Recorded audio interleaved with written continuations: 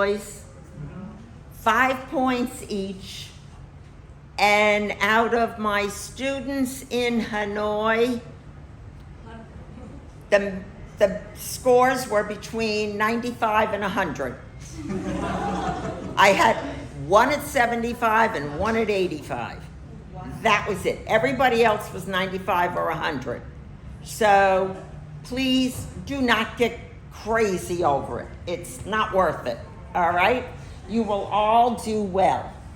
I didn't pick hard questions. The exams were very parallel. I picked a question from chapter 4. For one exam, I picked the same type of question for both exams. The other question everybody was hysterical about down there was calculations. Minimal. One line. Incremental revenue. I'll go over this again okay, but you need to calculate incremental revenue. The other one was with overhead. Very, very easy. And I literally forgot the other two, but during the break I'll pull the question up so you can get an idea. But very simple, easy calculations. What else did I want to say? All right, you guys need to help me. I know you get like a 15-minute break. So about when it's break time, somebody, jump or whatever, let me know because I'll continue to talk. And then again, when it's time to end the class, make sure you let me know because the first night in Hanoi, we just kept going on, so. And I know it's late because I'm sure you all work during the day and come here at night, so. Any questions that you guys have for me? Ask. No question is too silly. What are some areas that you'd like me to go over to refresh, possibly?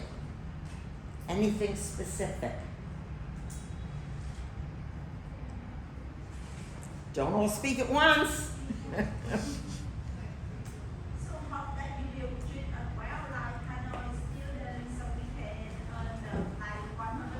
Wait, I'm sorry.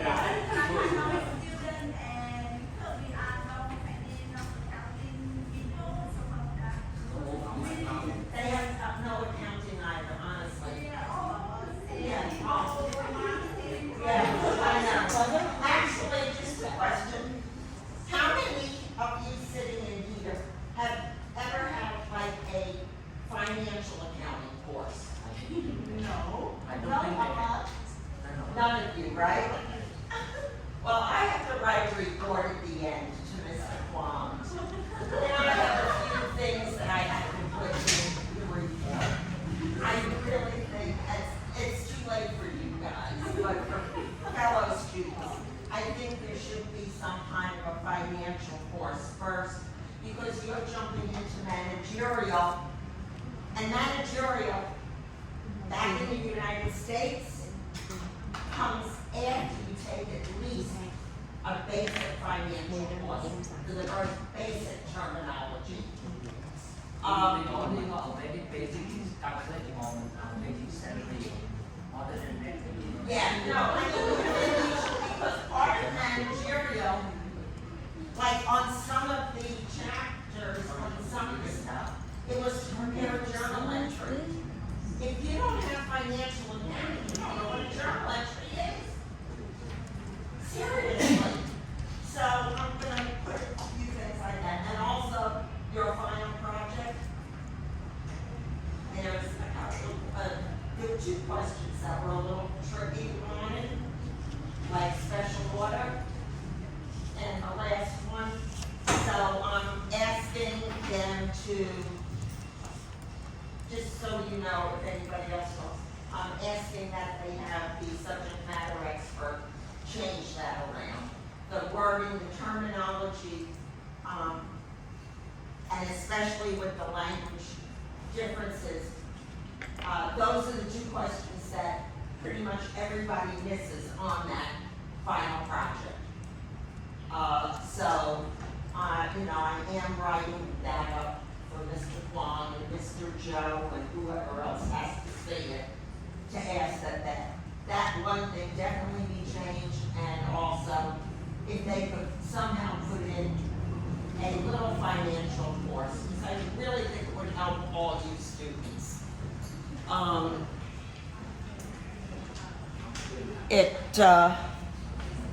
Trust me, managerial is not an easy course by any means, and to take it with no thought of financial, it makes it that much harder. Let's see. The first chapter we just covered, accounting or managerial accounting in the information age. And really all that, I'm sure your tutor went through, all that really dealt with was automating everything. When we went to school, both of us, we didn't have nice little laptops sitting in front of us. We didn't have nice big computer screens sitting in front of us.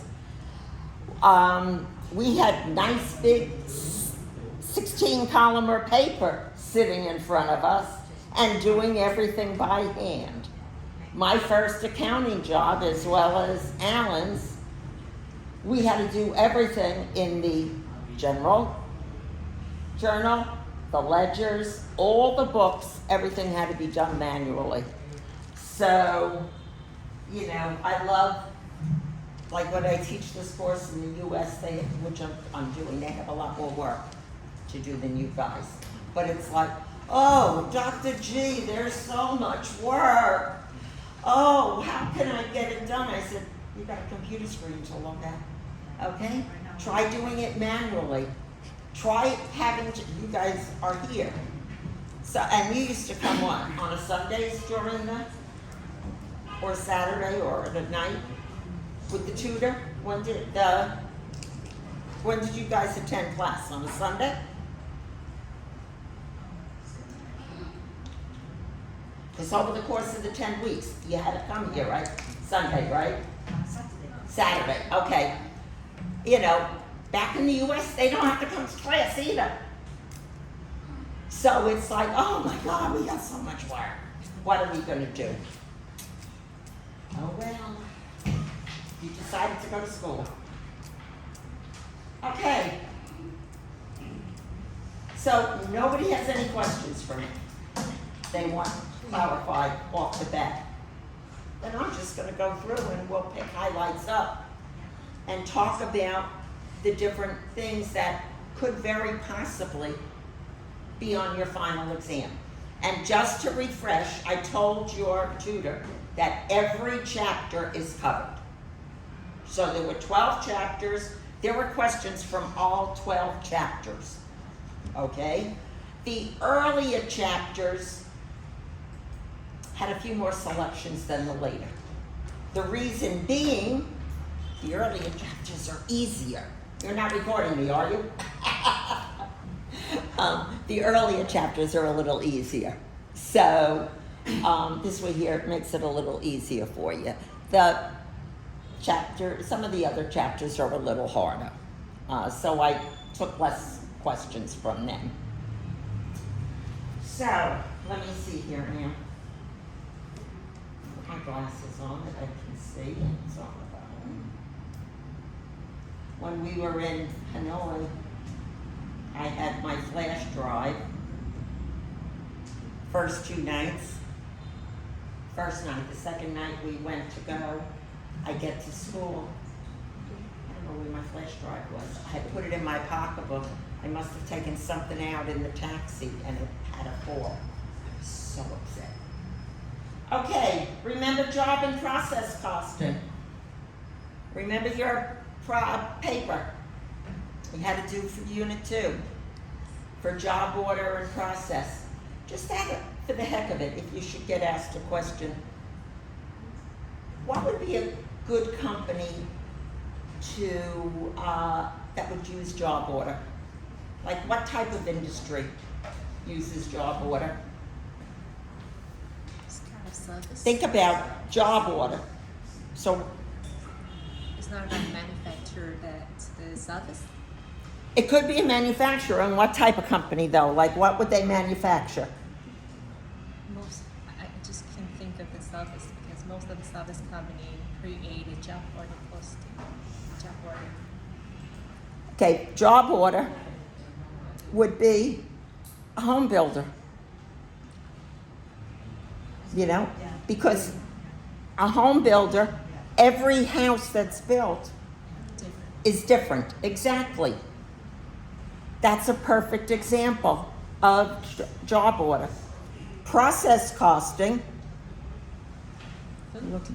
What do you think would be Massive production like. mass production? Yeah, FMCG or something. Coca-Cola, something of that sort, where you cannot trace everything directly to the product. You know, you can't say so much went to this job, this bottle that came out. It's mass produced. So those are some good ideas on that. And it showed it here, you know, the manufacturing costs. You have your suppliers, items are completed. Now, in a way, some of this stuff, when I go through some of this, would help you, like I said, if you did have a little bit of a financial accounting background. But you have manufacturing costs, you know, you have your direct materials. Which are they? The direct materials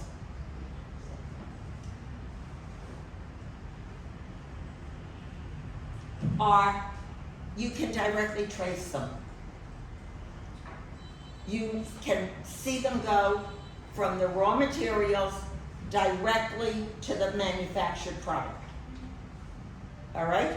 So let's say you're producing a car. Just as another word, automobiles are another perfect job order example. Or your scooters probably, because each one is probably a little bit different. A little different color, a little different this. They're all special, you know, jobs.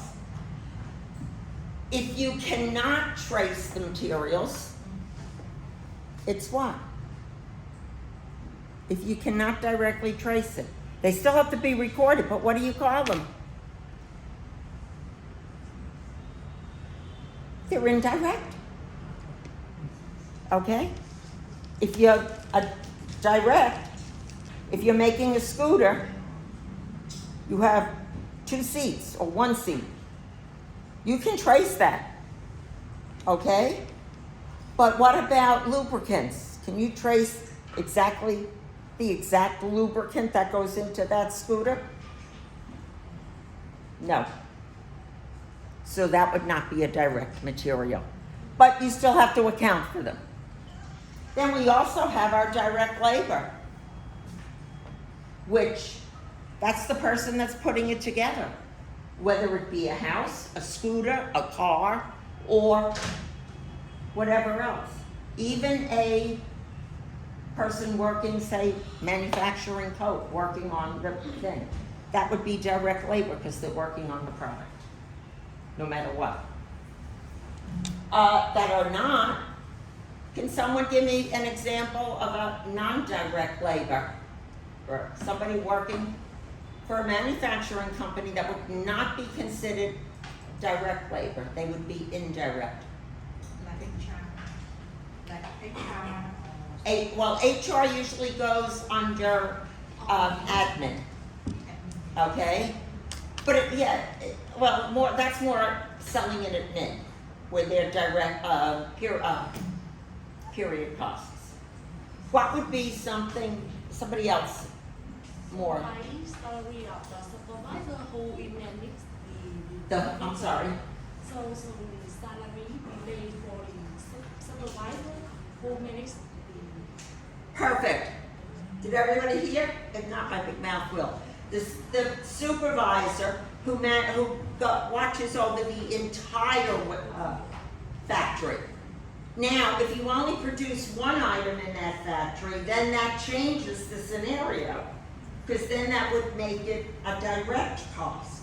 But if you manufacture more than one item, you can't trace it, so that becomes indirect.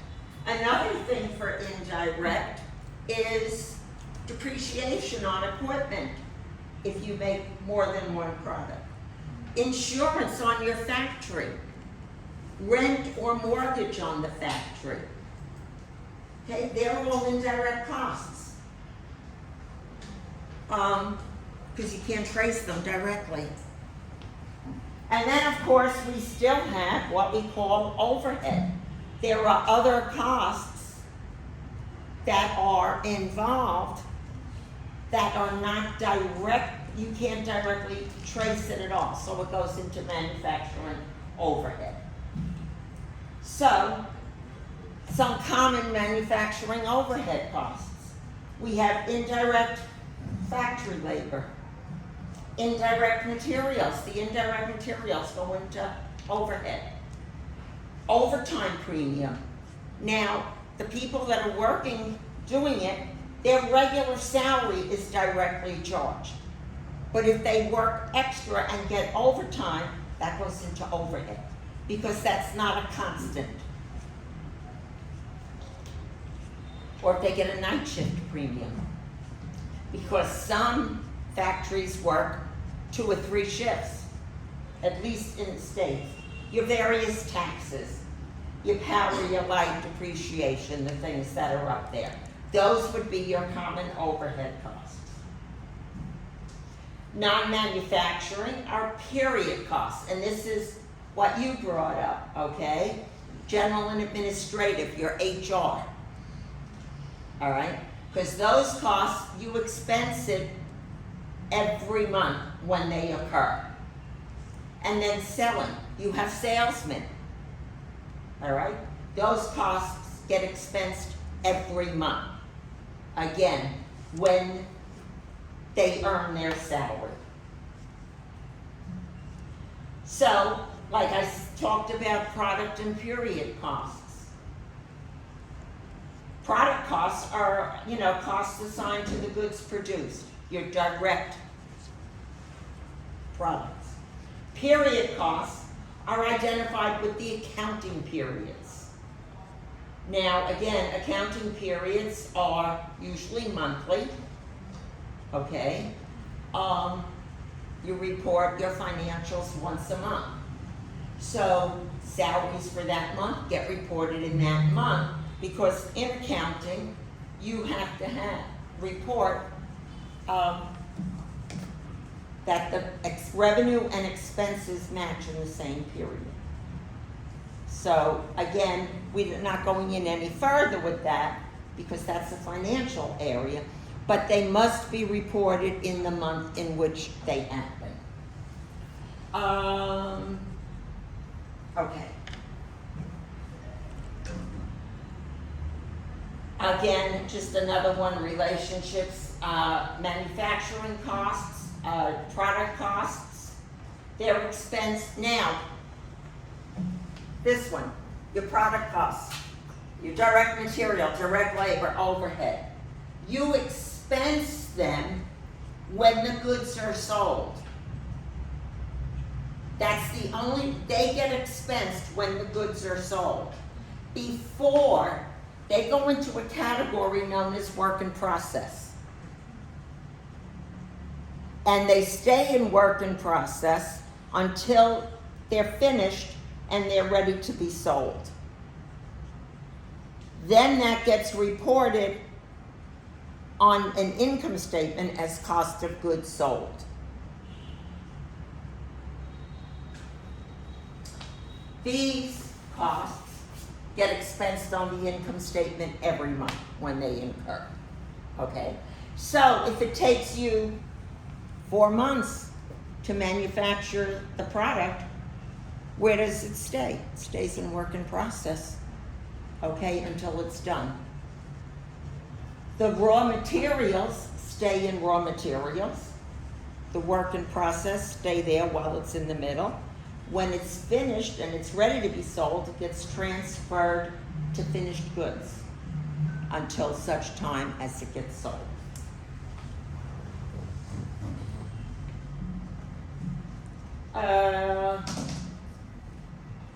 Now here they talk a little bit about preparing financial statements. The cost information that's needed is different for the two purposes. Manufacturing companies basically use product costs to prepare financial statements and for managerial decisions. Just a thought. Financial accounting, when you prepare your financial statements, the auditors come in and they have to audit. I'm sure they have auditors over here in Vietnam. No? Anybody know? They audit the company's books, financial books? Yeah. So we usually to prepare the financial statement for management purpose. We prepare financial statement by period, by month. By month? Yes. For government is yearly. Yearly. And then does a CPA firm or somebody come in and review the books? Yeah. Yeah. And you get an audit? Yes. Okay. Excellent. Oh, good. I want to make sure I was on the right track.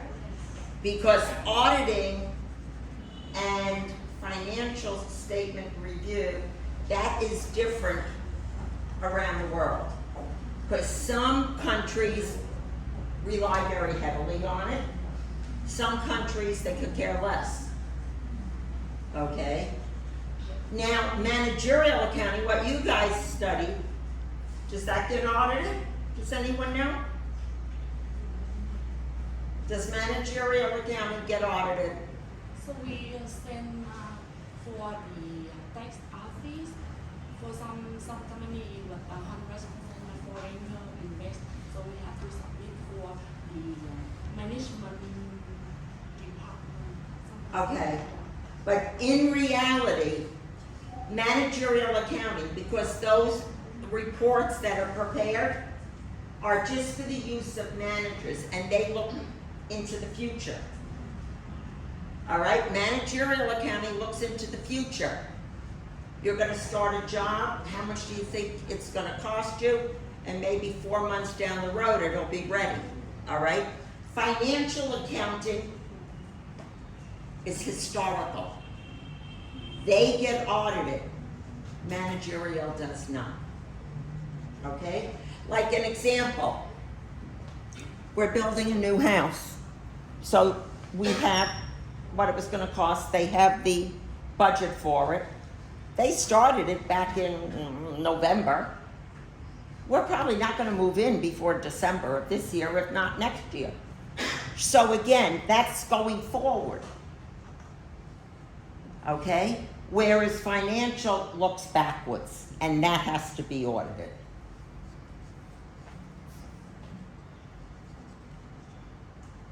Oh, I think incremental analysis is on there.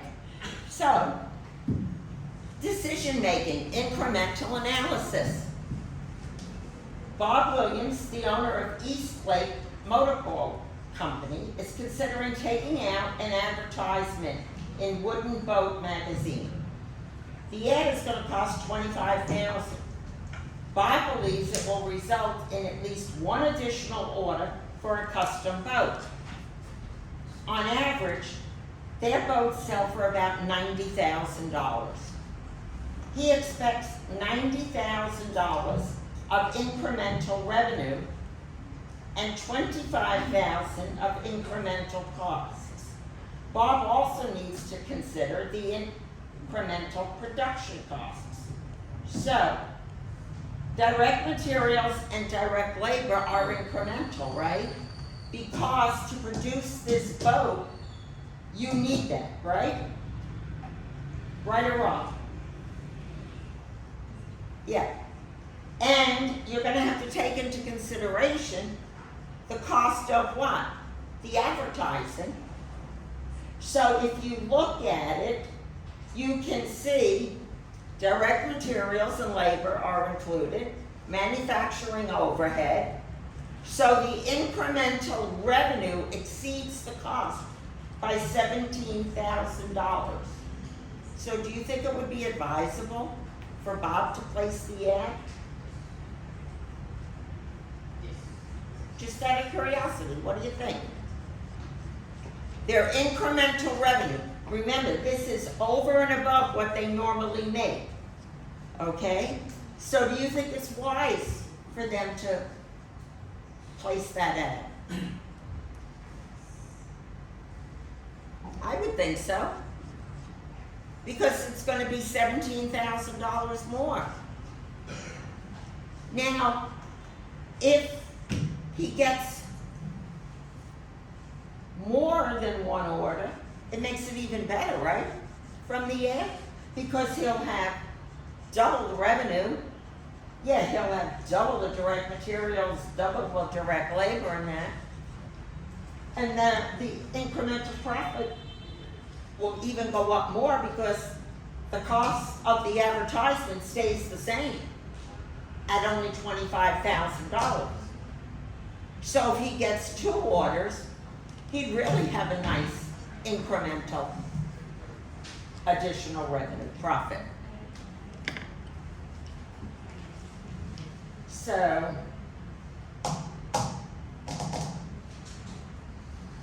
how do you show inventory? Inventory goes on what is known as a balance sheet. So you see here, you have 3 inventory accounts. Okay? Raw materials, work in process, and finished goods. If you ever see that on a financial statement, you know you have a manufacturing company. Because that's only a manufacturing company has those 3 accounts. A merchandising company does not.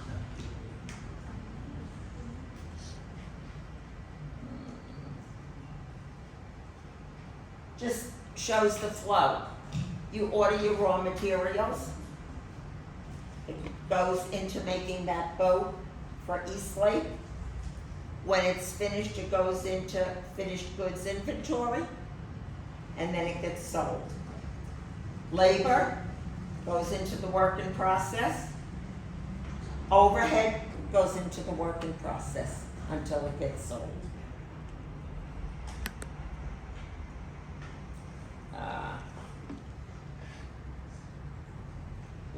We don't have anything on that. All right. We talked about the difference between job and process. We know job companies produce to your need. You have to prepare a job cost sheet, which all of you did in your Unit 2 project. Process costing you also. Companies produce large quantities of identical items. The unit cost is determined by dividing the cost of production by the number of units produced. But you can't trace direct numbers, you take it in bulk. Let's see. Job costing, the job cost sheet, materials.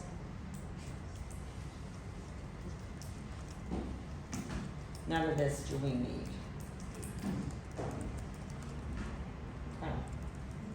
And just incremental analysis. There might be a multiple choice question on incremental analysis, reviewing it. The incremental profit of the job that we had, let me start here. Decision making. The actual cost of the job is $96,616. The customer is only willing to pay $115,000. Should the sale be turned down? Well, if you assume 10% overhead is variable and the remainder is composed of fixed costs, such as depreciation, the incremental costs really are only almost 61,000. So if we're looking at it, the incremental profit is 54,000, which is the 115,000 the customer is willing to pay minus the incremental cost. So turning down, if you would turn it down, that would be difficult. You would lose money because the revenues are higher than the costs.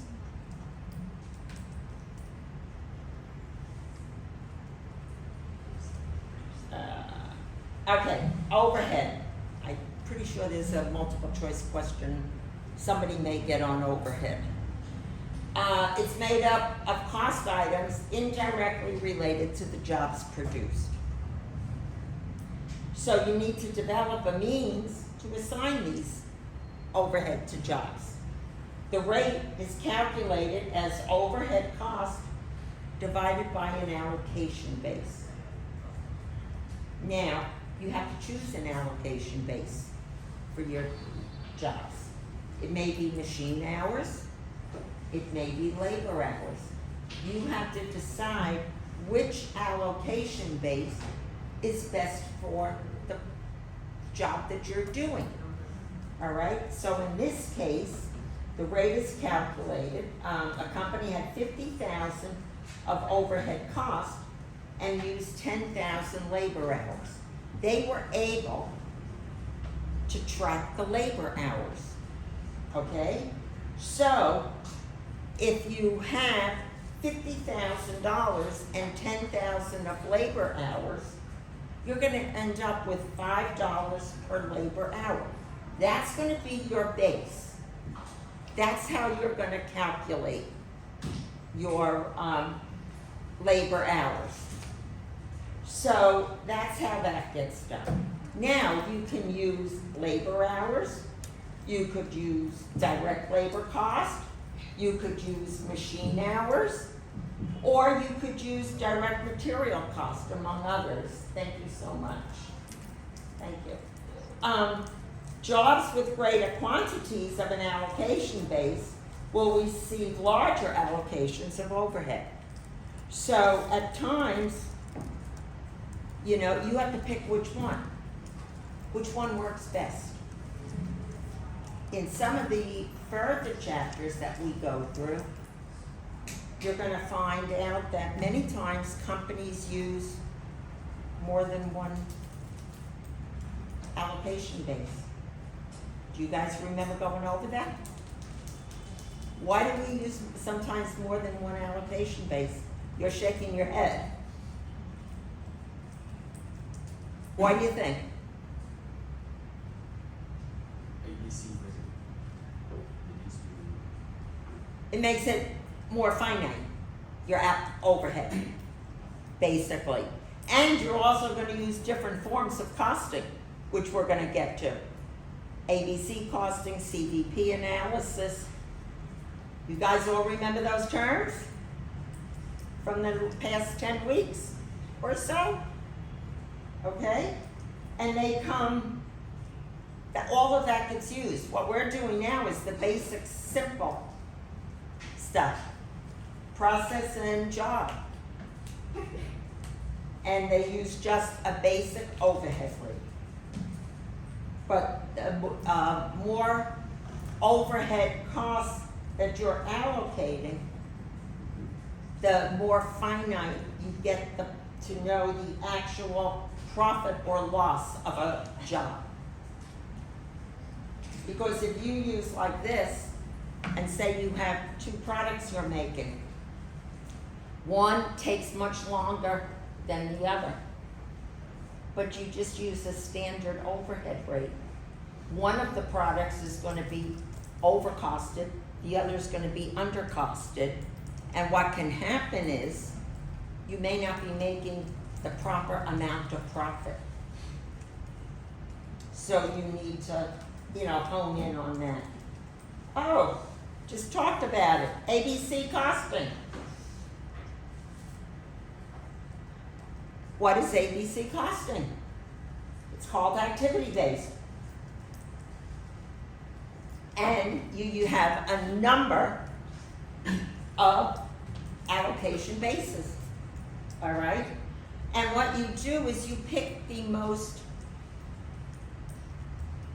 or the activities that are the greatest, your major activities.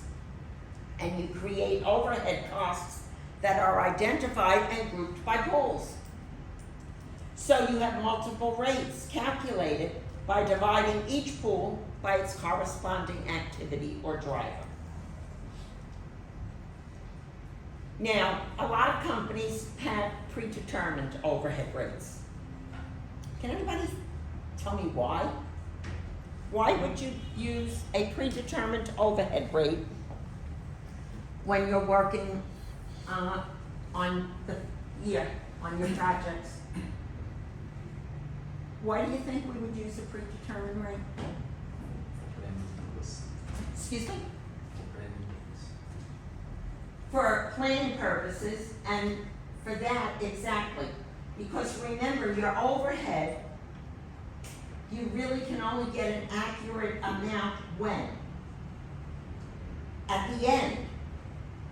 So if you wait till the end of the period, which could be a year, and if you don't use some kind of an allocation base for your overhead, are you gonna be able to charge your overhead costs throughout the year? Nope. And what's gonna happen with your financial statements? They're not gonna be accurate. They're not gonna be accurate because you don't have that overhead cost associated. All right? So that's why they take a predetermined. And even with the various overhead bases that we talk about, you can take it based on prior projects that were similar and use it, or you can look at similar companies in the industry, okay? But you have to charge overhead every time on a project. Because if not, like I said, you're gonna be showing a huge profit, and then come the end of the year, you charge your overhead, and you're gonna say, or your stockholders will not be very happy, because they'll turn around and say, wait a minute, we were showing $1 million profit, now we're showing a $400,000 loss. What happened? Oh, well, we didn't have an overhead rate. Not gonna be happy campers, all right? So, but what do you have to do? You use the predetermined rate, what do you have to do at the end of the year? Adjustment. You have to adjust it. Now, if it's not a huge difference, you could just write it off the cost of goods sold. But if it is really large, you have to allocate it to each job that was completed during the year. Okay, either method is acceptable. Most companies just write it off the cost of goods sold and call it a day, unless you really messed up. So, predetermined overhead, it's your total estimated overhead cost by your estimated level of allocation base. You do that based on the prior year or prior jobs, and you use that for the current year, and then adjust at the end of the period.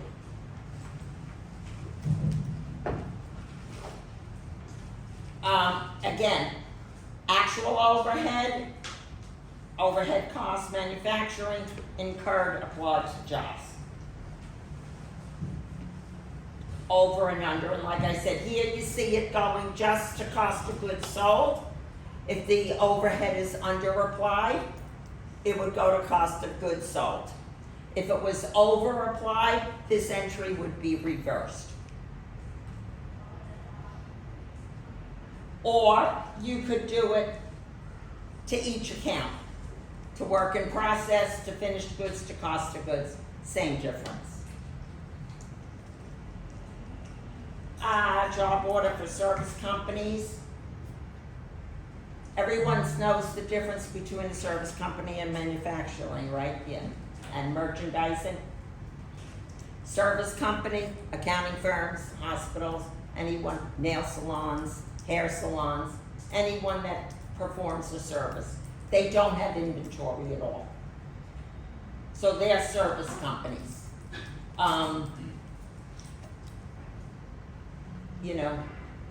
Like my husband has his own accounting practice. That's a service business. You're a glutton for punishment. Repair shops, consulting firms. But they still, you still use job order costing. like, say, a law firm, you would still use job order costing, because what is it based on? The amount of hours that you need the attorney, research. Each case is a different job. Each monthly client he has a different billing, because each one takes more time or less time to do. Then when he gets to do tax returns at the end, and that's a whole different ballgame. Because depending on how much work is involved in the tax return, depends on the bill at the end of the year. So those are, job order costing, attorneys, any business where you do not have inventory. And you're probably saying repair shops. They get inventory to repair the, say, car, right, or your scooter, but they're not reselling it. They have it, but they're not reselling it. If they were reselling it, then they would be a merchandising company. Excuse me. If they keep it for themselves by the supplies, that's part of what they charge you for the repair.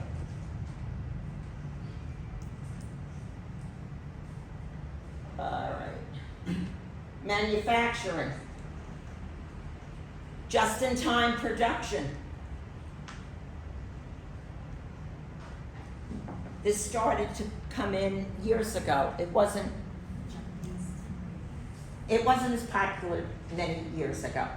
And it's just-in-time, JIT. Basically, years ago, you would order all of your raw materials at the beginning of the project. All right? But that caused problems. You have to pay warehouse fees. You have to pay for it before you can even think about having a finished product. So you have cash outflow going, okay? And then you have to have a place to store it besides paying storage fees.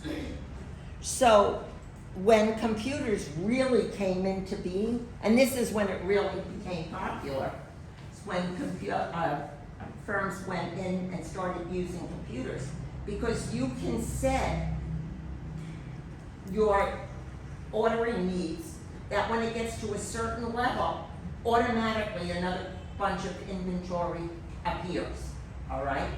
Because what would happen if you get to the end of the month and you don't have any inventory for the next month? You're in trouble. You can't operate. All right, when you're a manufacturing company, you need supplies. And if you don't have it to continue the next month, you're gonna have idle workers, or you're gonna have to lay them off. All right? So they came up with just-in-time. What saves warehouse fees, saves you having to lay out the entire amount of money, because by the time you need it again, maybe you have some products that you're ready to sell, so it helps with your cash flows. And that was the purpose of it.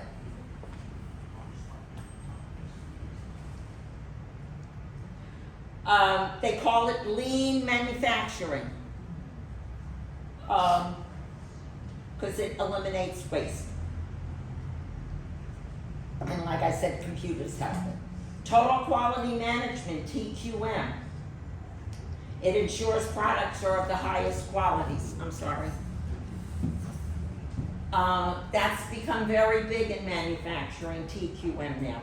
And your production processes are efficient. Okay. So we did that one.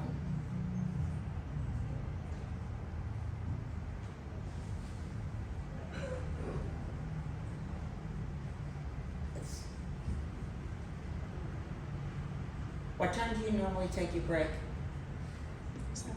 Around 7-ish? 7:15? Okay, we got a little ways to go yet. All right, process costing. We know the differences. Job costing, unique. Process is, no.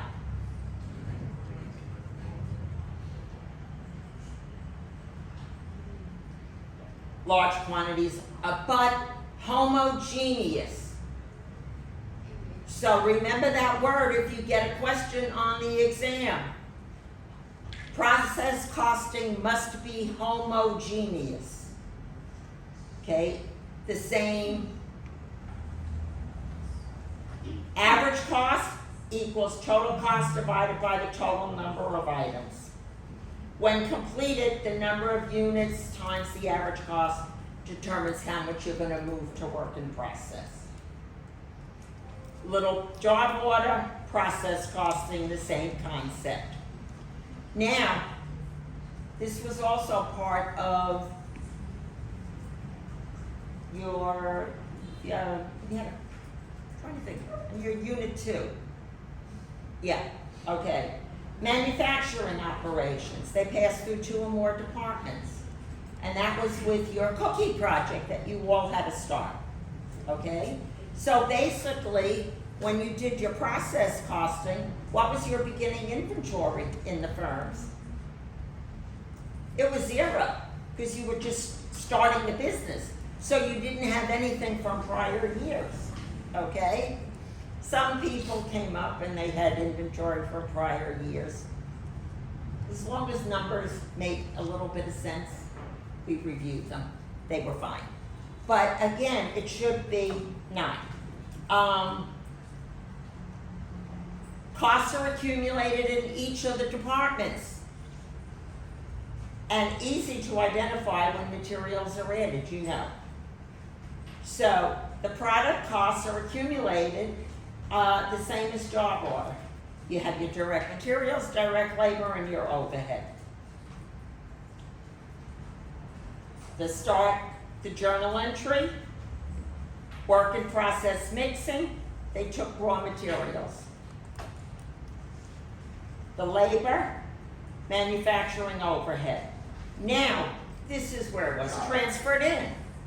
When a department completes its work, the items are then transferred to the next department.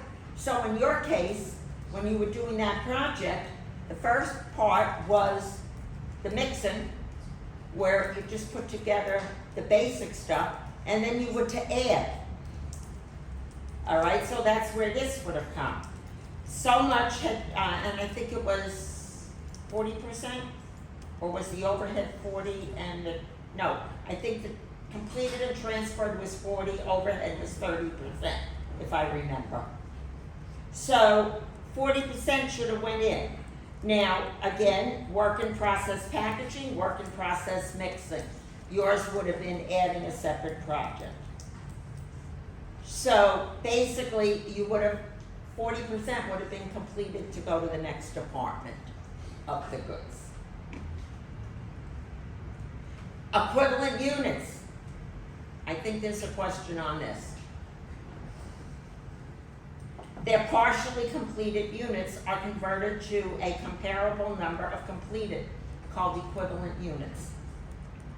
You multiply the units by the percent complete to calculate the equivalent units. 100 units that are 50% complete are equivalent to 50 completed units, correct?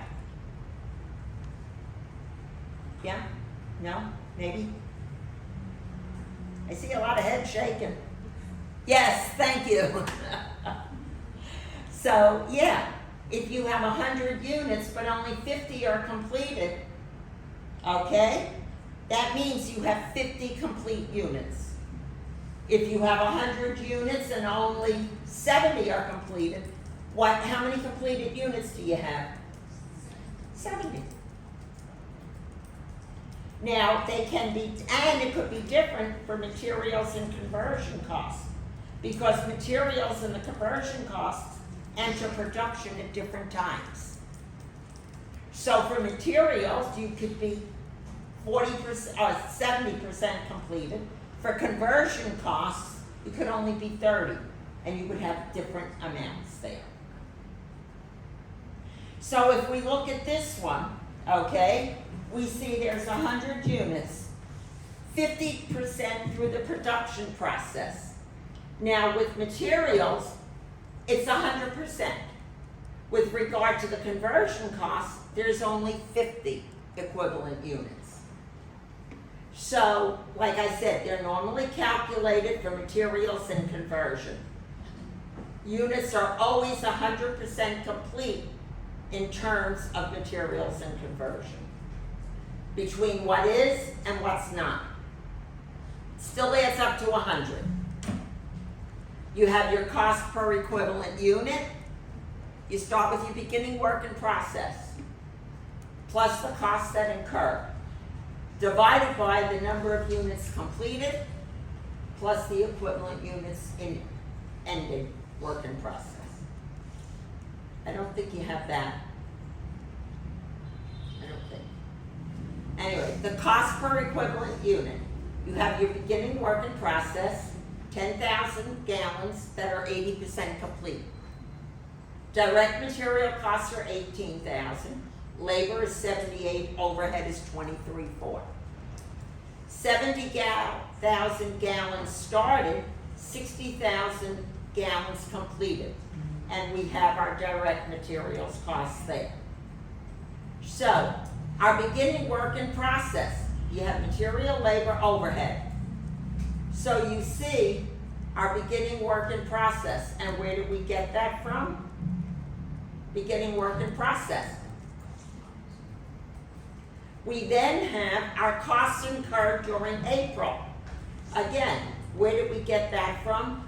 This is the number of units that were started, the number that were completed for the month.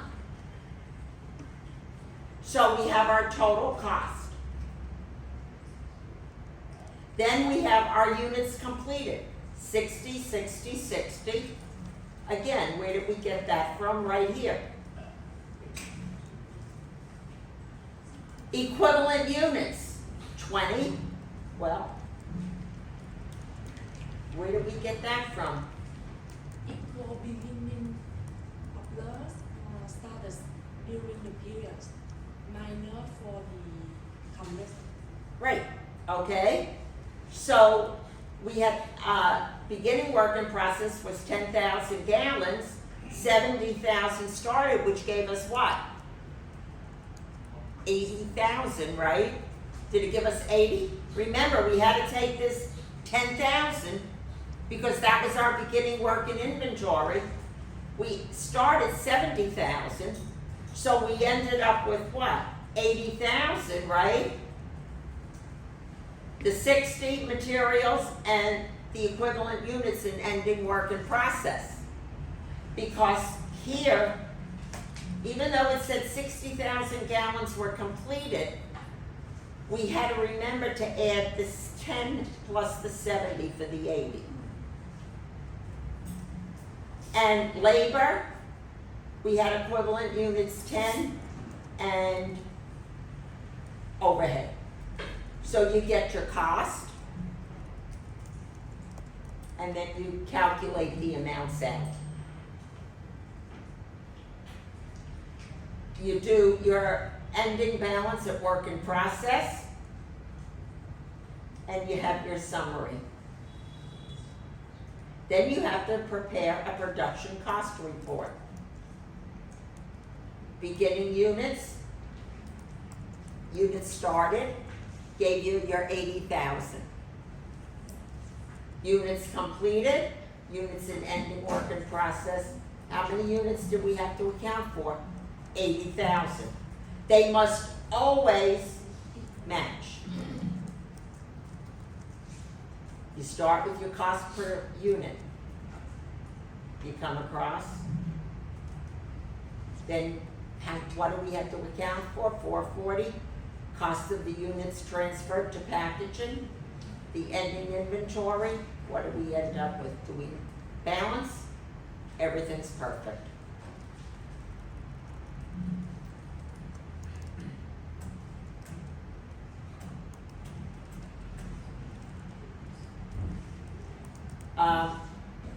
Transferred in costs. We'll just do this and then you'll take your break. Packaging department summary. You have your beginning work in process of 15,000 gallons. 50% through packaging operation. You have your work in process, units transferred in, the transferred in costs, and your ending work in process. So, April, unit reconciliation, our beginning was 15,000. Units received was 60, 75 to account for. Units completed, ending work in process, 75. Then you just do your packaging. As long as total cost to be accounted for, and you're done. All right, take your 15-minute break.